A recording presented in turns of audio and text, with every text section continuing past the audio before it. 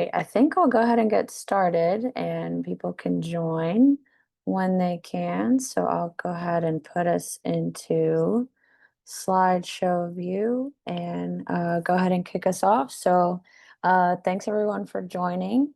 This is my second tips and tricks session with FemHouse. So shout out to FemHouse for having me.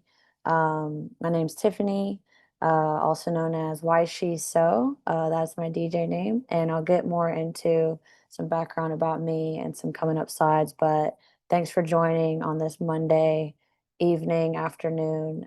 So we'll get right into it and hopefully you'll learn some things today.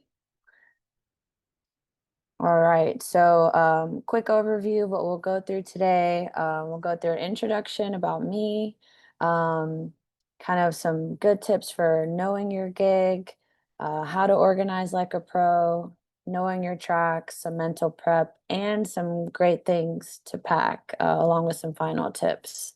So that's kind of our overview agenda. So yeah, this is me. I'm YSHESO. I'm the founder of Here and There, which is my event throwing project. And I'm from Atlanta, born and raised. To dive into some more details about me, like I said, Atlanta-based DJ, producer, curator for the last 10 years. Um, Gotten a chance to open up for some really awesome artists, including some of my favorites that I've listed here, that being Bonobo, Tinzo Jojo, Dombresky, Sophie Tucker. So lots of names that I've admired for a while that I've gotten a chance to play with here in Atlanta. So wanted to highlight those. And then in 2023, I launched my own event throwing project called Here and There. And that is, focused on me actually bringing different talent to Atlanta to play with me. A lot of Atlanta debuts, some of that talent that you see there, including DJ Holographic, which is one of my favorites, Damn Swindle, D Dig. So lots of great talent and really started throwing events because I wanted to kind of take control and contribute to the culture in the house music world in Atlanta. So that's why I started Here and There.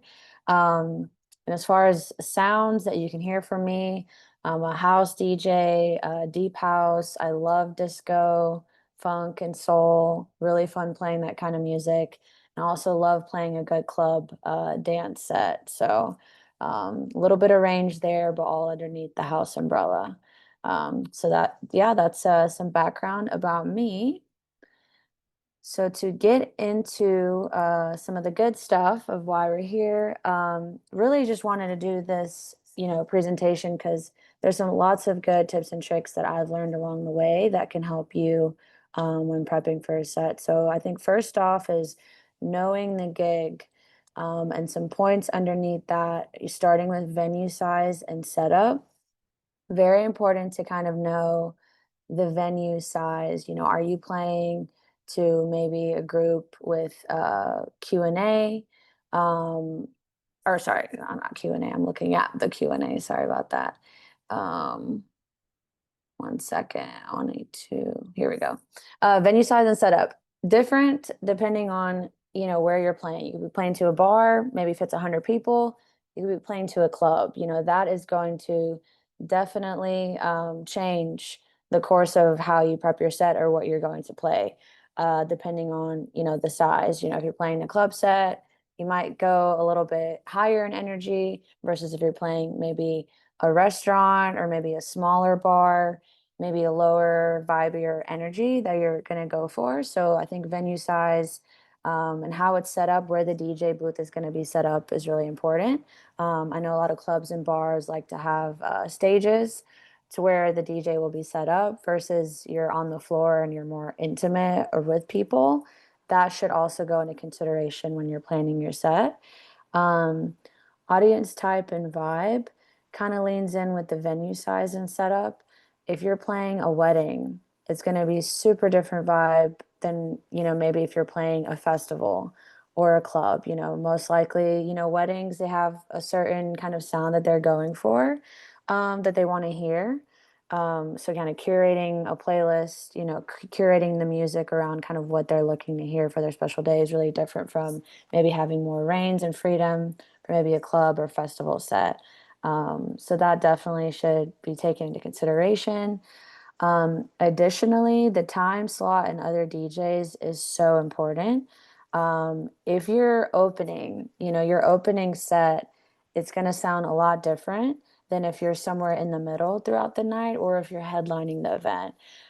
So I think opening is so important and it's so key and is just as important as being in the middle or headlining the whole event because it really sets the tone for the rest of the night. So definitely important. And then also knowing what other DJs you're playing with, whether that's someone's opening up for you, like know what kind of vibe they are and kind of maybe have an idea of where they're going to leave off. So it's a smooth transition between the two of you versus it feeling like the whole vibe changed. Because it will be an adjustment period between the two DJs if they're dramatically different.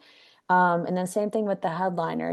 If you're opening up and it's you and the headliner, know the headliner, know the kind of sound the crowd is probably coming to see. You might be opening, people are coming to see you, they're also coming to see them. So I think it's important to set also the headliner up for success so it doesn't feel kind of like you're clashing or the headliner's a completely different direction than what you were going for. And the last point on this slide is the gear provided versus what you bring. Definitely know what gear you're going to be playing on before you show up if it's a venue that provides the gear. There's a lot of places that you'll play where you will bring in your own setup, which in that case, you'll know what you need to bring. But having that conversation with the venue, with the promoters, whoever's booking you for this opportunity, ask that question. Because I've definitely run into experiences, 10 years doing it too many times, and sometimes it's out of my control. If someone else booked me, they're like, "Oh, we got it covered. I think they'll have this," and then you show up and they don't, and then we're behind schedule. So very important to know. And then also if you're a newer DJ and maybe they have CDJs and you've never played on those before, letting the promoter know like, hey, I really do want to play this set. I'm just maybe a little bit more comfortable on my controller and my laptop, but just transparency is key and you'll be set up for success if you have those types of conversations prior. So definitely some good points to keep in mind. Second is organizing your music. So everyone has, their own methods of what works for them. So this is just kind of what has worked for me. It's going to work different for everybody. Um, but I use Record Box for all of my music folder organizing. And when I first started, how I would organize it is very different from when I organize it now. Like I think before I was just mass downloading and hoping for the best and just putting things in folders based on maybe the time frame, like May 2025, June 2025. So you kind of know, okay, I downloaded these songs in May. They're like kind of familiar in my mind. As you continue to organize what those folders and, playlists will be called, it's really going to change and maybe be up to you. I like to personally have multiple different folders that could work for a specific gig. For instance, if I'm playing a club set, I might make a folder called like higher energy club hits or, whatever that makes sense to me. And I also might make a folder based on the venue, especially if I've played there before. So for instance, I played a club this past weekend called District in Atlanta. So I have a very district club like friendly playlist that I know has like work to house those types of sounds. And I also have a higher club energy folder that I can also put sounds in. So I think it's important to have multiple playlists that could work for a specific place so you can pull from those different things, from those different folders. Yeah, and you can also, like I said, by genre. So I'm in the house world. So, by default, every folder is going to be kind of in that house world. But I also have disco folders, different bars that I've played that are disco friendly. I could like name them by what bar it is, or if I've opened up for maybe a disco headliner, You can get really granular into it, but I think having more than one folder and playlist to be ready for what the night could be is key. Um, and then also adding cue points. So, that's goes into kind of knowing your songs that are in these folders. Like a lot of the times we do rapid download and we want some new stuff, and we might not get, the time to add cue points. I think I added cue points a lot more earlier on when I started DJing. But they're still really helpful because there's some changes in some of the songs, like, a crazy vocal comes in or a crazy drop, and next thing you know, you're going into break beats. I think like having cue points for yourself will help you kind of have a trigger point in your mind of, oh, okay, I put this here, something's coming up, whether it's a vocal, it's a drop, and so on. So I think, adding those key points could be really helpful on the spot when you're playing. So I think those are some good organize like a pro tips. And that kind of goes into the segue for knowing your tracks. We definitely don't have time to like know all of our tracks like super well, but definitely, spend some time to listen, test out the tracks at home, like on your speakers and your headphones in the car, analyze the tracks, like know, what your intro sounds like, know if like, hey, this drop is about to be crazy and like I'm down to go on that journey, or maybe you want to switch gears to another song during the breakdown. So knowing those songs better will help you, in the moment, like when you're playing these tracks out. Yeah, and then the bottom, practice your top 10 go-to tracks blindfolded.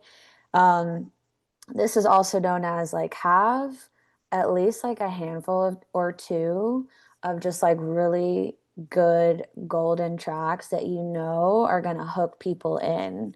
You could be going through a set and you're like, man, I really want to just tap in. Maybe it's something familiar, maybe it's an edit, and you want to like draw people in. Like have some like really good, handful or two of gems that are going to hit and have hit previously, and just like have a folder of your like, even if it's 10 or 15 in that folder, when you're just like, I don't know what I could do, refer to your go-to tracks because they could help you like level set and reset during a set where you're trying to adjust on the spot. So I think those are some good tips for knowing your tracks as well.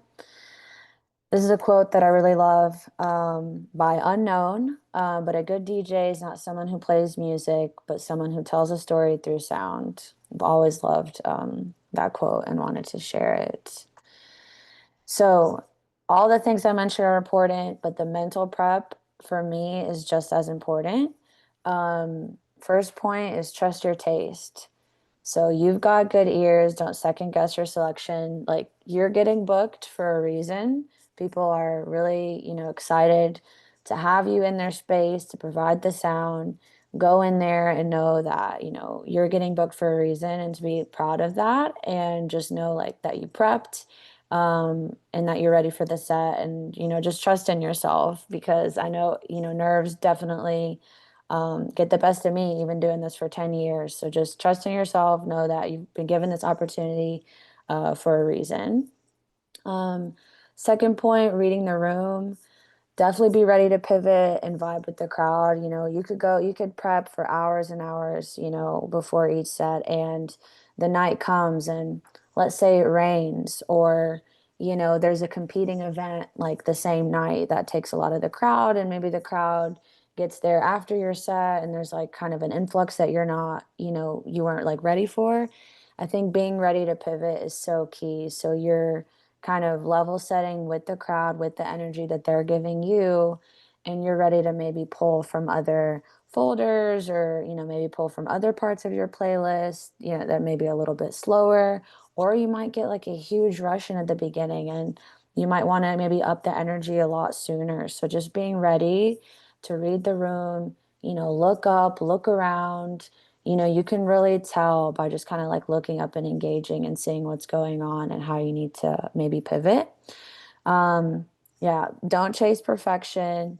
It's all about the flow. I mean, I've seen some legends, like to me, um, throughout this process that I'm like, oh, they're gonna have like a perfect set. And I've seen train wrecks happen. I've seen bad transitions, and it's all about how you recover from it and keep it going, like, I've been doing this for a while, and we all, have those moments where we mess up, or, maybe we, eject the wrong USB and the music cuts off. It's all about realizing it happened, maybe laughing it off, maybe even joking about it and just hopping back into it, because no one's perfect, and it literally happens to some of the biggest names that you probably admire. So definitely don't worry about that. And then, lastly, breathe and zone in. Nerves are normal. I've had multiple, anxiety episodes leading into an event, and I think like just get to the venue and press play. And I feel like after that first or second song, it'll just leave you, it really will. And of course, when you first start, there'll be more nerves, but I think like really just knowing like in advance, like, hey, I'm going to start playing my set and I'm going to feel better. There's going to be another side of this set that I'm going to look back on and be like, man, I was so nervous and I crushed it. Or, man, I definitely learned some things like from that I want to, change next time. So just remember to breathe and zone in, and yeah, play those first two songs, and you most likely will feel better. At least it's helped me. So this, for me, everything that I've said is super important, but I think this is probably at the top of my list, and it's what to pack going into your set. Whether you're playing a quick set, a long set, just going to a venue for the first time, or it's somewhere that you've been a million times. So key, but bring extra USBs. There's USB malfunctions. You could spill something on a USB. You never know. It could like fall out of your bag. There's multiple things that I've encountered. Or maybe if you eject your USB too early in your software, it might have a moment, and you don't want to not have an extra USB and not be able to play. So I would highly recommend bringing extra USBs with you to every set. I have three extra. Might be overkill for people, but I've been burned by USBs and just don't want to experience that again. So bring extra USBs. I mean, honestly, extra headphones wouldn't be a bad idea. Like have like your go-to like solid pair that you love, and maybe have like a more casual like backup one that isn't as expensive, just like in your bag ready to go, just in case. You never know. Those also have a mind of their own. Um, Same thing with like any adapters you may need, or laptop chargers. Just kind of keep that in mind, in case you're DJing on your laptop. Definitely don't want that to die. Water and snacks, like staying hydrated goes a long way. I always pack snacks, whether it's a breakfast bar, different fruits, something to just keep me going, especially if I'm playing late, or maybe I rushed and didn't have like a good, a quick dinner. Having something on your stomach definitely helps. So I definitely always have snacks ready. And then just have business cards, or like, the QR codes on your phone. If people want to connect with you, they can do a quick scan and connect with you on socials. So I know there's a lot of fancy QR code stuff out there that I'm not up to date on, but definitely have either of those, because somebody might hit you up during your set like, oh, do you have a business card? I want to book you for something, and you'll be ready to go, or you'll have a QR code for them to scan and they can stay in touch. So super important to me. Definitely, I don't leave the house with any of those things. So some final tips. I'll start on the left side. Arrive early. Till this day, doing this for a decade, love to still arrive like at least 30 minutes before my set. Do a vibe check of the spot. Maybe you need to do sound check if you're the first person, playing. Just get your bearings on the situation. Maybe you want to get a drink, you want to use the bathroom, whatever it is. I would highly suggest arriving like 30 minutes early, 15 to 30, like if you can. Definitely helpful, and I still do it to this day.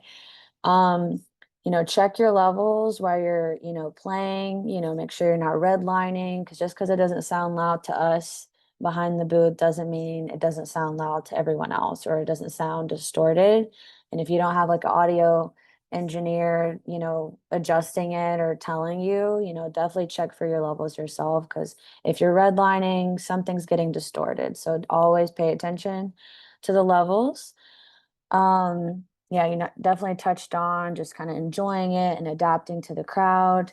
I would say definitely record your set when you can. It's really a cool kind of time stamp of a moment in your journey that you can always refer back to and be like, you had a memory of that that was recorded. So I would record your set if you can. And it's a way to learn. It's a way to learn, maybe you had a transition you were trying to like go for, and maybe there's a specific effect that you're trying to get better at that maybe didn't go too well. You can be like, hey, like, let me revisit this kind of moment in the mix that I want to clean up. And you can like, focus on that at home. But definitely recording your set, I think, is so key and really a beautiful thing to have for later. Um, and like I said, with the extra USBs, always keep an extra USB on you in case a surprise awaits. I had to learn the hard way to always keep a USB on me, even if I didn't have a plan set. Like when I'm traveling, I traveled to Panama for a wedding last year, maybe the year before that, and I went to a wedding, met a DJ. I was complimenting him on his music style, and he was like, "Thanks," and ended up like setting me up for a gig. I didn't have my headphones, I didn't have USBs. It's like definitely different in different countries of like what they have accessible. Like they might have USBs that are just compatible with photos, but not compatible with the softwares that we use.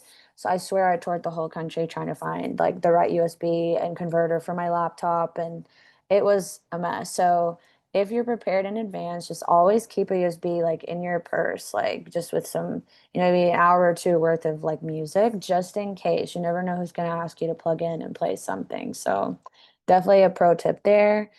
Um, yeah, and some stuff on the right side, I touched on all the, bring the backups, don't overmix. Um, yeah, knowing your first track and your, what you want to end with, I think is key. At least kind of know the vibe that you want to start out with. I think is really special because it does kind of set the tone for the rest of the night of kind of what the vibe you start with is. And then knowing what track you're going to go off on, because that's the last track people are going to hear you play, and you want them to kind of remember that and have it kind of resonate with them in a way. So I think, yeah, knowing your first track or kind of the vibe you're going for to start off with, and your exit track is a cool kind of extra thing that you can do to kind of connect with the audience more. And lastly, have fun always. The crowd will be able to feel it if you're not. And yeah, they pick up on everything. It's a dance that you're doing, with the crowd, the DJ and the dancer. We couldn't exist without each other, in a setting. So definitely have fun, and learn from like every experience. So I think those are some good kind of final pro tips for sets. And lastly, a quote that I also love, best sets come from playing with intuition, not expectation. That is Honey Dijon. So I love to end with that one. And just a thank you. I'm definitely going to open it up for questions now, but want to definitely leave you guys with my Instagram handle, which is at YSHESO.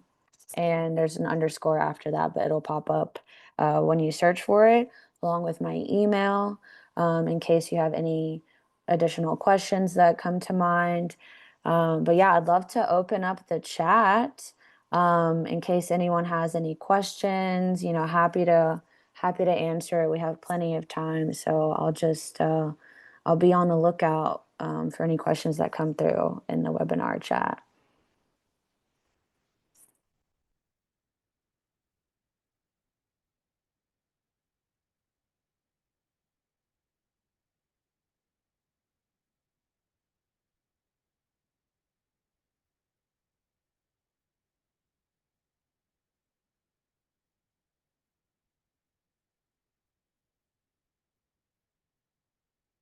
All right, we've got some questions coming in. Thanks for everyone who has submitted some. So First question I got, any recommendations for new headphones? I left mine in a cab and never got them back. Oh man, I wonder if that cab is using those headphones. So, headphones that I really like, that I will show to you. Where are my headphones? That's a great question. Oh, here we go. So I really like these. They're the Sennheiser's HD 25s. Um, these are awesome. I've loved using them. They're super light, like on my ears, because I found, other headphones. I tried the AIs. They hurt my ears a little bit, but everyone's ears are different. But these are super light. The lows, like the bass element, the kind of lower elements come through really nicely. They're really like flexible. I love these. And I will post that in the chat as well. So if anyone didn't catch that, Sennheiser HD 25s, and I think they run maybe 150 or so on Amazon, and like on their website. So website, Amazon, they're the same price. So I really love these. I definitely recommend them. Another one, do you always pick your starting and ending track? I think when I first started, it was really helpful for me to do that. So it could kind of give me more guidance of like my trajectory, like throughout the evening of what I was playing. Now I have, multiple folders to pick out, from. So and by now I probably played at a venue before, so it just really depends. But I don't really plan, the start or ending anymore. It just really depends on kind of the vibe or like where I'm playing. But I think also in addition to kind of organizing your playlist, it is probably a good idea, like the beginning kind of top half of your, dump of songs, have them be, especially if you're doing open to close sets or if you're opening, you're somewhere in the middle, have your kind of like lower energy, middle energy vibe songs like towards the beginning. So you're like, okay, these first 100 songs, I kind of know the vibe. These could work for an opener. And then maybe do the same with the ending tracks, kind of how your energy dumps at the end. So it'll definitely kind of help, kind of, I guess, yeah, have a good ending or kind of be more aligned with maybe like closing like vibe. So different ways to do it. But those are some ways that kind of help me. Any tips for transitioning from laptop to USB? Um, I would say take your time with doing that. I started off, I think most people start off, going from like laptop controller to USB, but I would say take your time.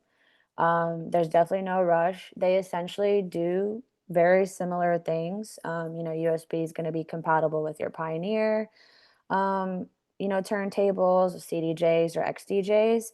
But I think, learning on a laptop, take your time, know your tracks, get used to the controllers and, how the turntables like work and like key kind of functions that might be similar to when you do graduate to like a CDJ or XDJ. Yeah, take your time. And when you are kind of transitioning, you don't need to spend a bunch of money on like the newest and the most expensive, professional level, turntable. There are really good controllers that are affordable. I started on a Newmark Mix Track Pro 2, and I think it was like 150 bucks. And then if you're looking to transition to more of like a CDJ or an XDJ, you can find some really good ones. I think like XCJ 700s, like you can probably find some used ones on Facebook Marketplace from maybe a trusted source or a mutual friend or someone that has good reviews. And those range a couple hundred a pop. So, just, the financial part of it, scares people to kind of make that jump.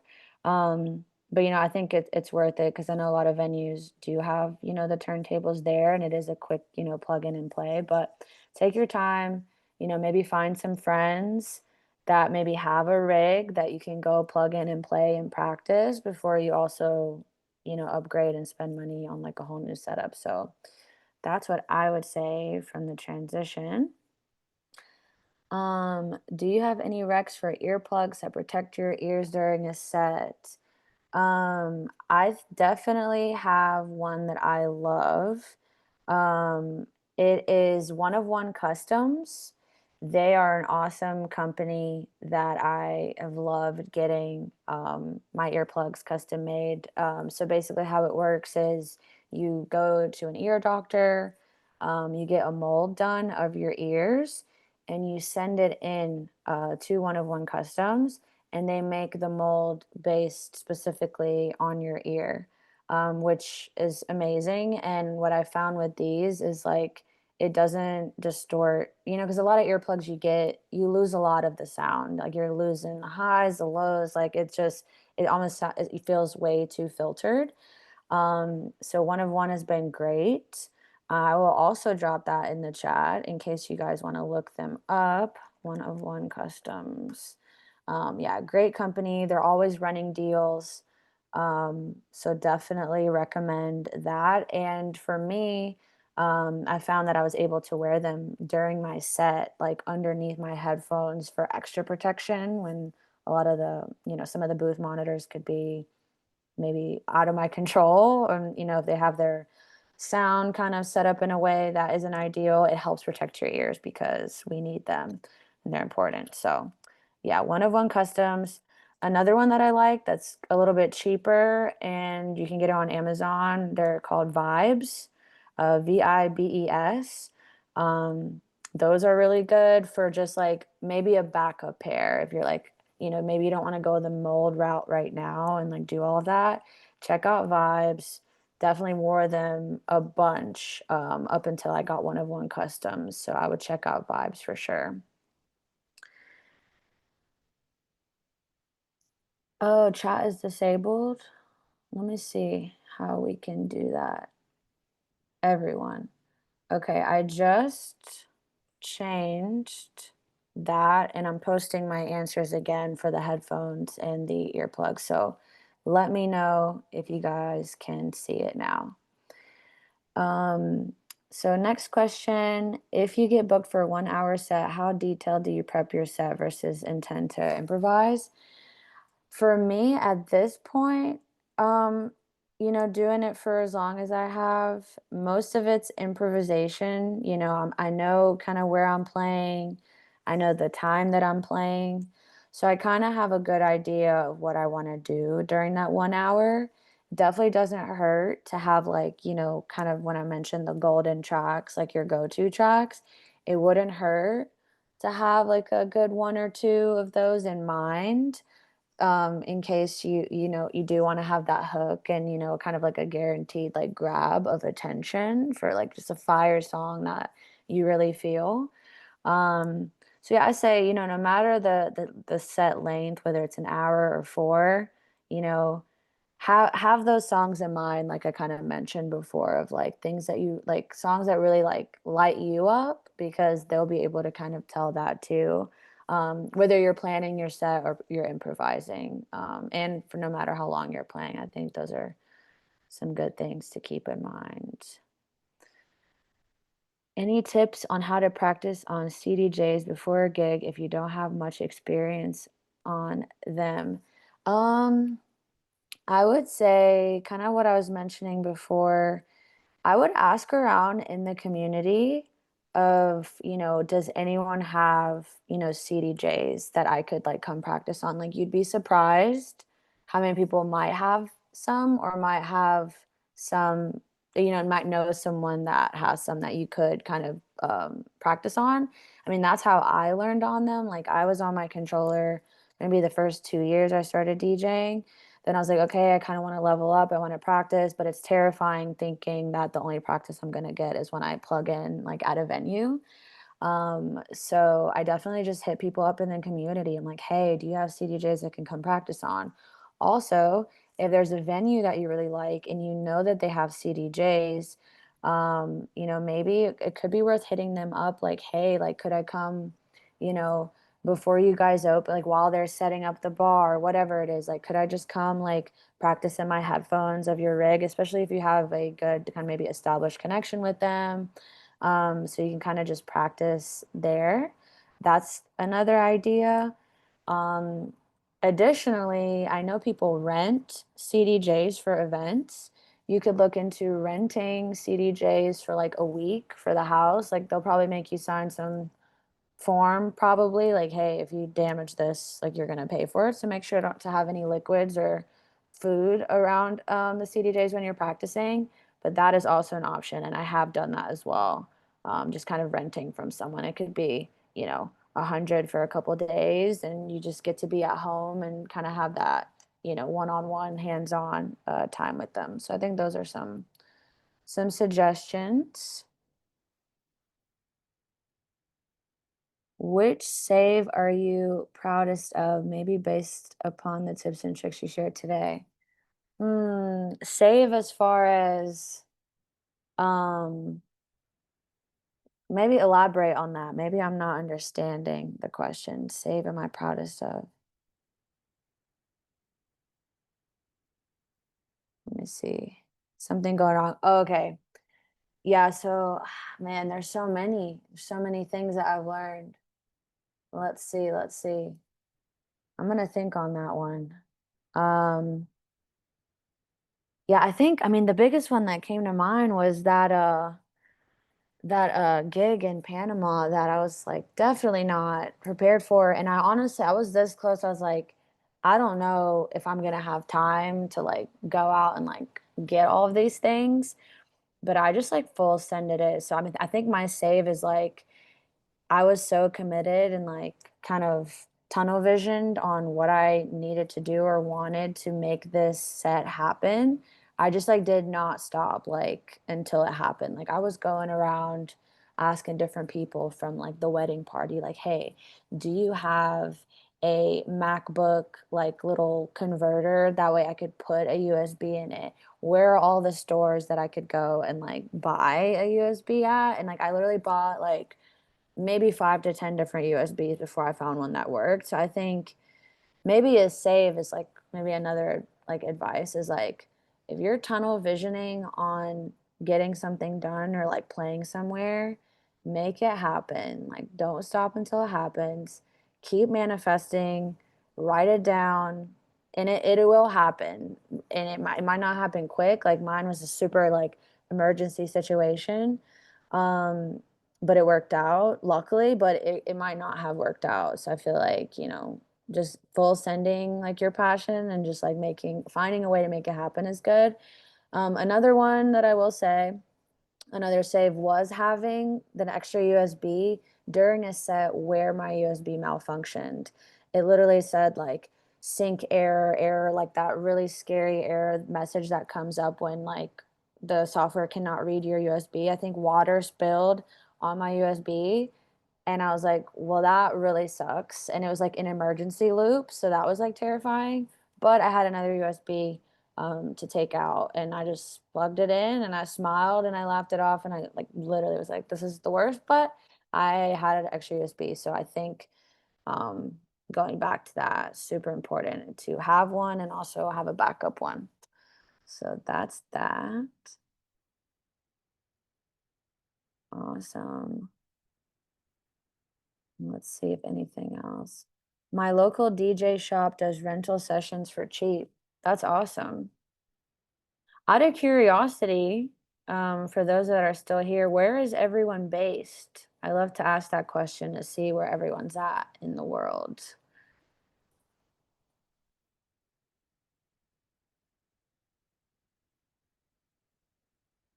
SoCal, Denver, nice. Memphis, Raleigh, nice. All over so far. San Francisco, very cool. And also, additional question, what kind of music do you all play? I know I'm in the house, deep house disco world, but excited to hear what kind of music you all like playing or that you're getting into. So while people are answering maybe the music, I got another question come in. and it's for any Rex or places to get music beyond Beatport or Soundio. Those are both great, especially the Soundio part, so great plug there. Bandcamp is amazing. I love Bandcamp. I have a lot of my productions on there, and I love it. It's so like hidden gems on hidden gems. So I would definitely check Bandcamp out if you haven't. And also SoundCloud, as far as like, finding music and kind of those like gems and like underground stuff. I really like SoundCloud as well.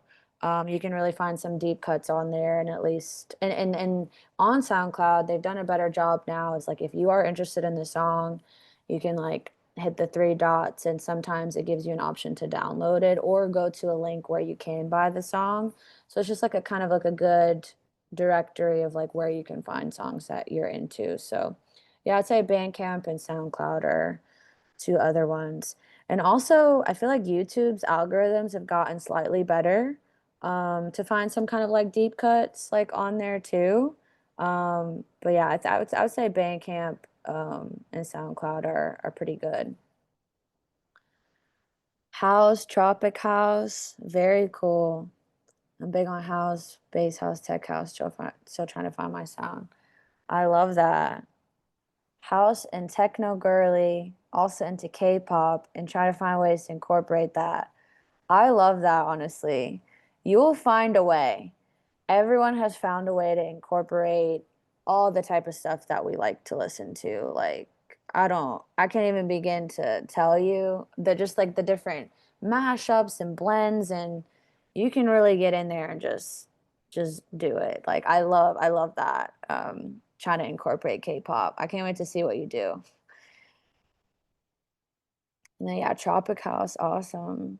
Big house, bass house. Yeah, still trying to find my sound. Definitely, take your time doing that too. I feel like it took me a long time. I started out actually as a kind of open format kind of DJ, so I was playing everything under the sun, like rap, hip hop, R&B, whatever it was that I just liked. I was like, I'm just gonna do this. And then, it was a couple years into it where I was like, I've always had like a love for house music, and it started with EDM, like the David Guettas, the Avicii's, and Armin van Buuren, all this stuff. And then I kind of just started going into the deeper recesses of like the underground world of like the deep house, the house.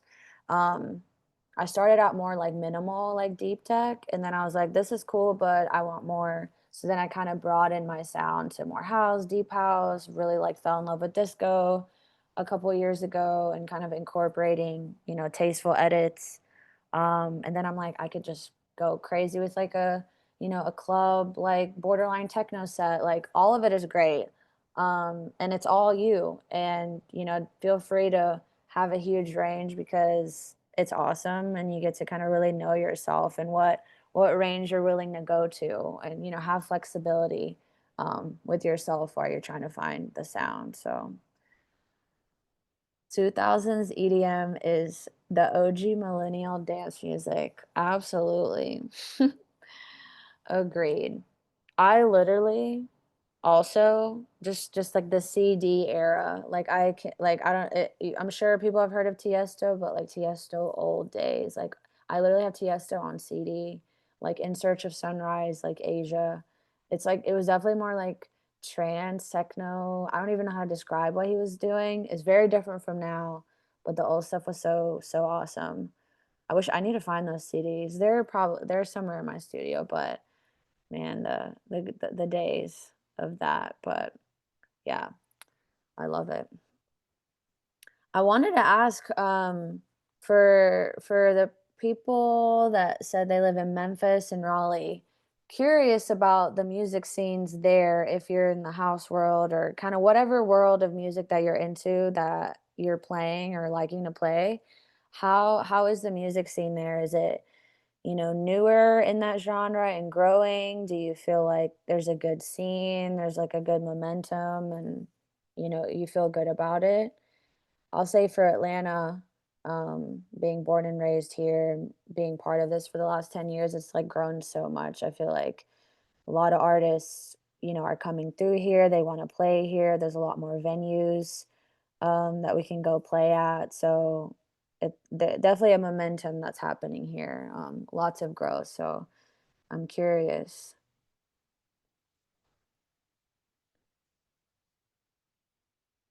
Growing here, like no, we have tons of open decks, lots of DJs on the come up. That's awesome. No, I love it. And I have seen actually that trend a lot here too with open decks and I think it's pretty awesome, honestly. And that actually is another way to practice maybe and like maybe a more intimate because some of the open decks it's like casual, it's on Wednesday, like come and go, like there might be a bunch of people, it might be chill and just I think that's a way to just come in there and maybe face some of your nervousness and like play in front of a crowd. So I'm definitely about open decks and like giving people that opportunity to play to a room and meet some people, meet some new people. It's a good networking. So I love that. Yeah, I'm actually coming to Raleigh for the first time soon. So just to hang out. So any recs, feel free to drop in the chat for me to check out. Probably be there for like a day or two. Or if you have any food recs too, I'm always open to that. So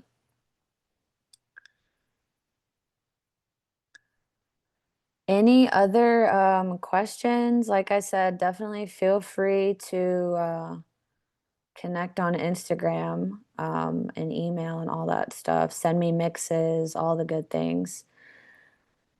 The Memphis DJ scene is a really dope and welcoming community. They love bass heavy, D&B, trance and tech, house, I want to say some crowds lean to I try to find the housey techie vibes. That's awesome. Yeah, I've never been to Memphis actually. On my list.